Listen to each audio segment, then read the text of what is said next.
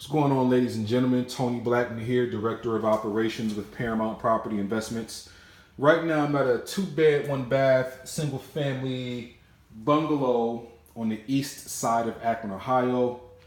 No, the east side of Akron, Ohio is not the best side of town, and I just wanted to do this video for anybody who's thinking about real estate investing.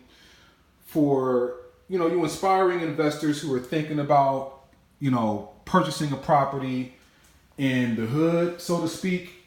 Definitely be aware that although you may get a good deal on a property, you might spend $5,000 or $10,000 on the property, and you're looking at all the great cash flow. Be aware that you're going to attract a certain quality tenant, and with the tenant that you may attract, it may cause you problems in the long run. So it's very key to have a good property manager that can be a good headache buffer for you, that can handle any tenant issues you may have.